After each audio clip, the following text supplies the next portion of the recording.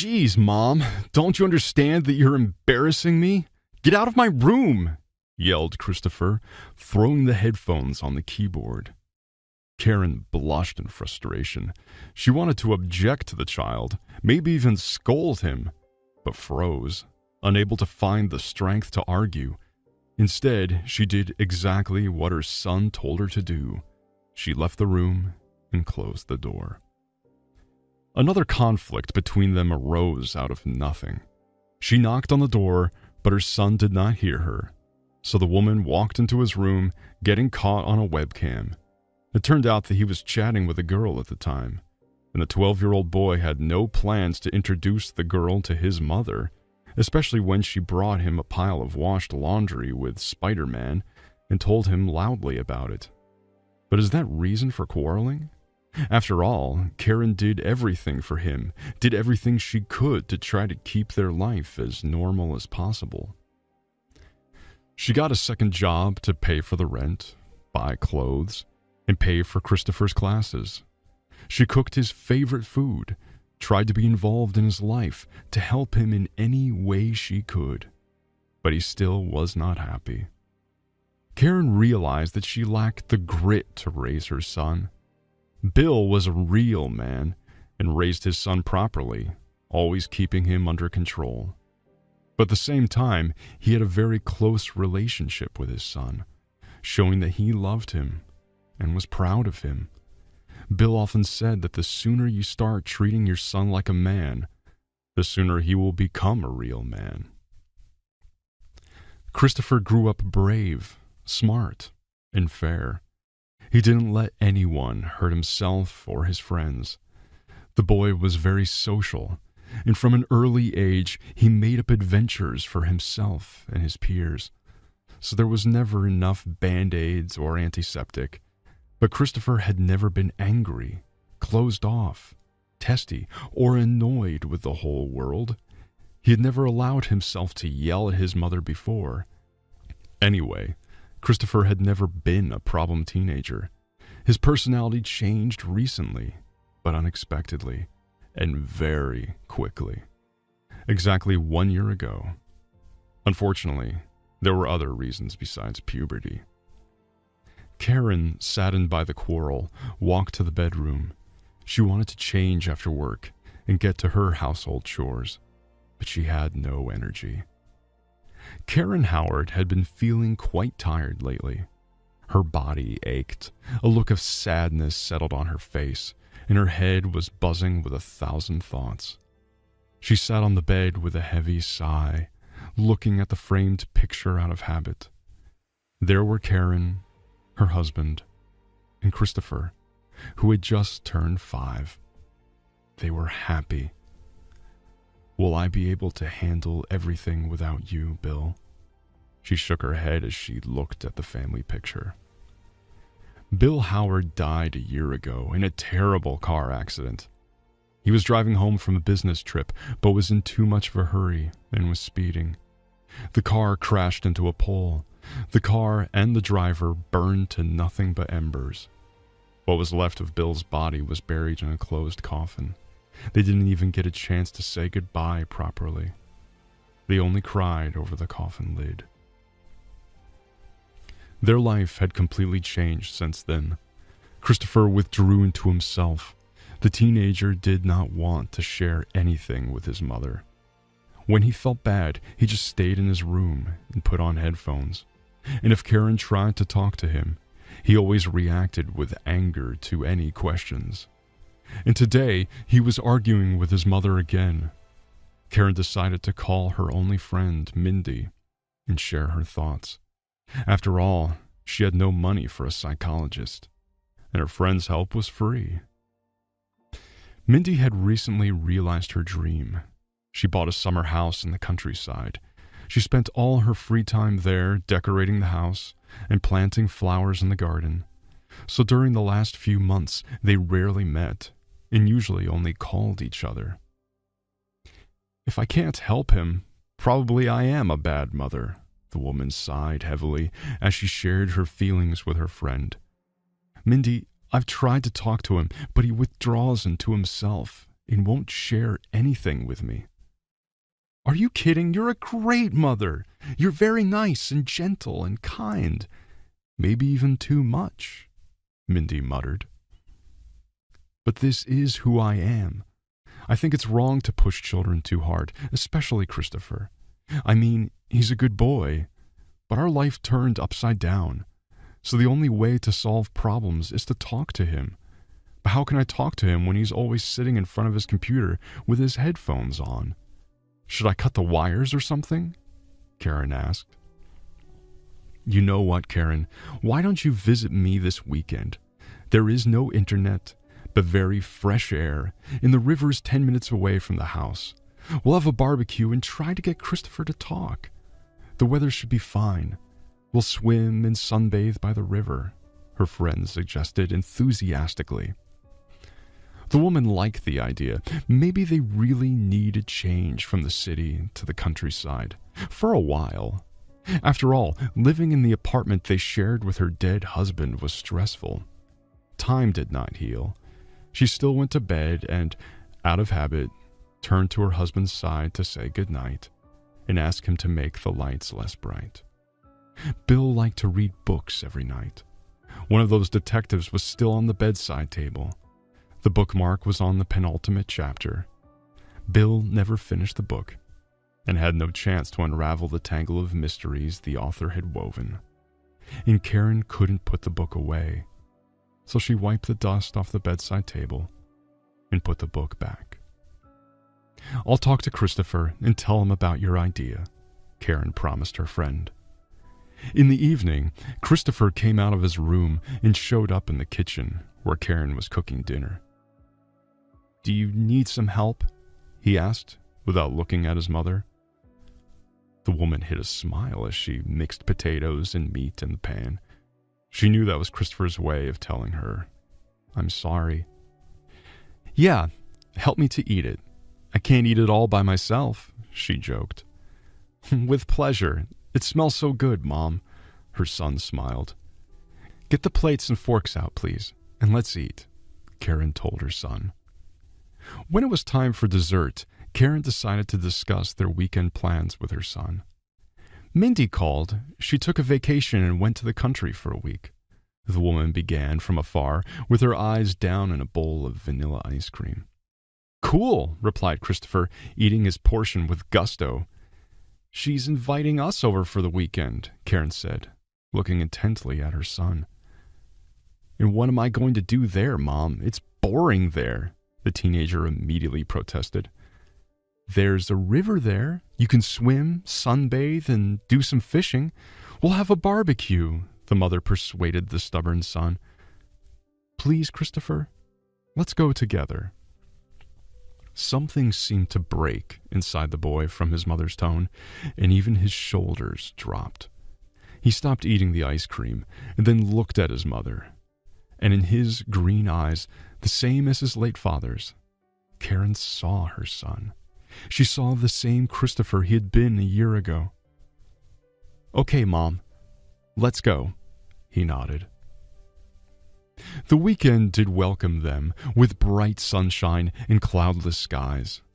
They were met by a happy Mindy who waited at the gate and waved to her guests. She kissed Christopher on both cheeks, though he desperately resisted and blushed. The same fate befell Karen. "Come on, I'll show you my house and yard," she said cheerfully. Karen was enjoying their little trip. It seemed that all her worries and troubles were left in the city. And here she watched as her friend watered her giggling son with a hose, and he promised her cruel revenge. Despite her doubts, Christopher was having a great time too. Mindy managed to find common ground with him, as if she were a teenager herself. Karen was even a little jealous. "Mom, can I go for a walk? Take a look around? Go to the river?" asked Christopher as he changed into dry clothes. "Okay, just don't go too far," asked Karen. After all, this area was unfamiliar. "You can't get lost here," waved Mindy. "While Christopher is at the river, let's chat." The women lounged in the gazebo, sipping cold wine and eating strawberries. But before they had time to talk, Christopher rushed through the gate, running to his mother. "Mom!" he shouted, frightened. Karen immediately jumped to her feet. Her glass fell on the table, spilling the wine. But the woman didn't even notice. Her son's appearance indicated that at least he was being chased by a pack of wild dogs. The boy was pale and worried, trembling as if he had a fever, and his eyes were wide with horror. Christopher, are you okay? What happened?" Karen ran toward him, clutching her son by the shoulders. Mom, there, he tried to say in shock as if he couldn't put words together in a sentence. The boy took a deep breath and finally said, "There's Daddy." "What?" Karen and Mindy asked together. "Daddy," the boy repeated, still trembling. "He's on the next street. Walked into the house with the red roof, Mom. It's him. I saw him. He's alive." Karen's heart squeezed with love and compassion for her son, and she pulled Christopher closer, hugging him tightly. The mother began stroking the boy's head and back, comforting him. "Darling, it's only in your head. You miss him, so you imagined it. Probably that man looks a lot like Daddy," the woman said. "No, Mom, I swear it's Dad," Christopher said indignantly, freeing himself from his mother's embrace. "Look, let Christopher and I stay here while you go and see who's there," Mindy suggested. Needless to say, Karen didn't believe she would see her spouse, but seeing the son's condition, she agreed. She left Christopher with her friend and walked to where he had told her to go.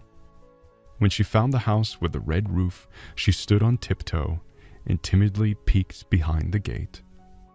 There was a man in the yard chopping wood and stacking it in a woodpile. When Karen saw his face, she turned pale. "Bill, it's definitely him," the woman muttered quietly. Noticing Karen, the man looked at her. Their eyes met, but then he continued chopping wood as if nothing had happened. Karen was so shocked that she couldn't say a word. She couldn't even call out to the man.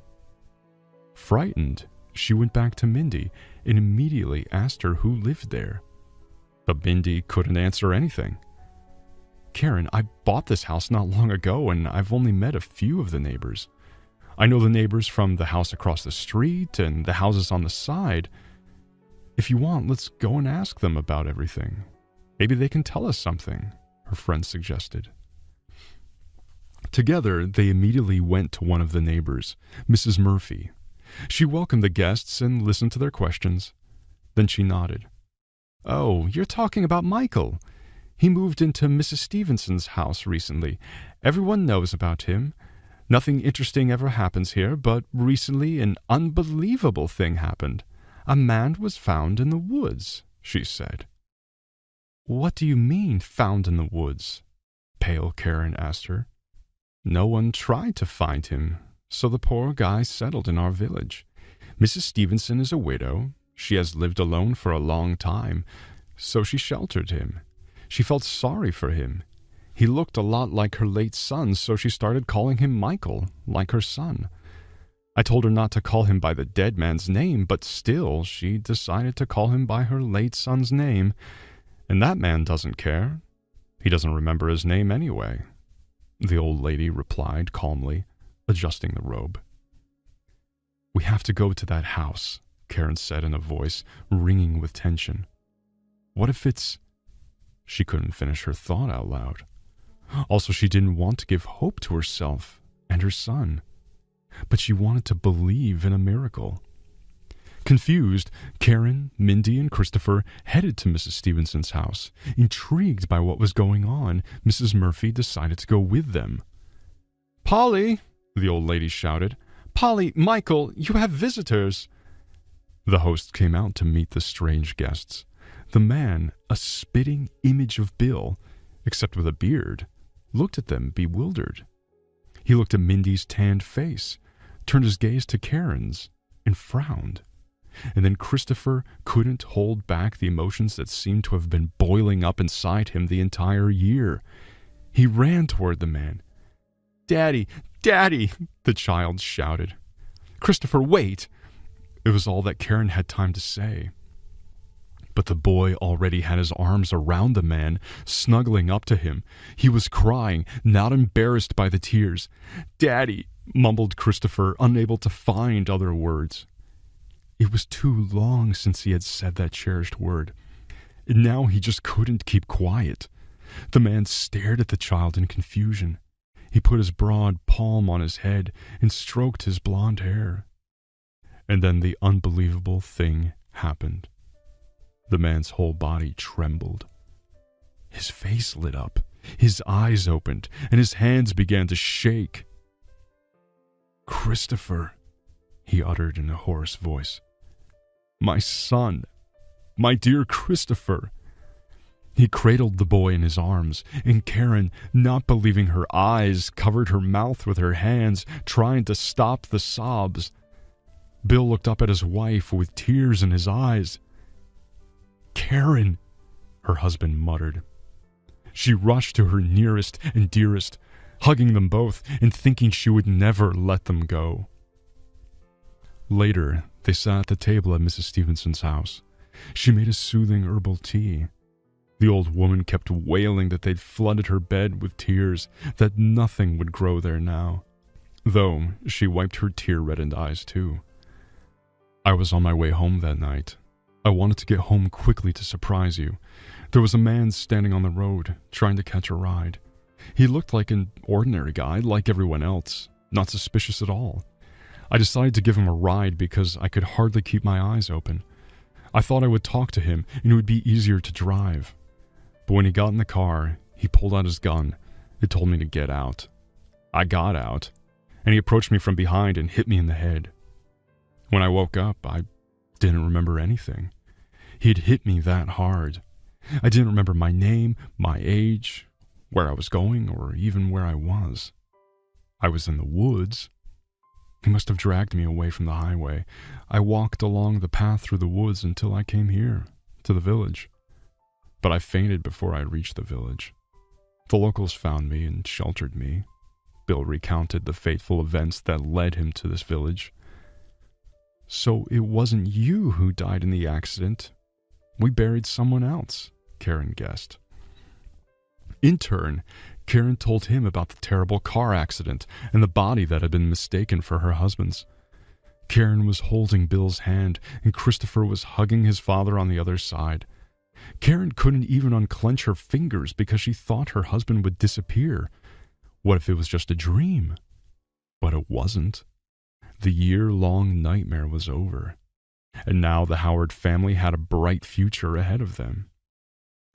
"It's a good thing I bought a house in the countryside," Mindy said thoughtfully when everyone fell silent. "The fresh air really works great. It even brought Bill back to life." They smiled modestly at first, but then loud laughter filled the old red-roofed house.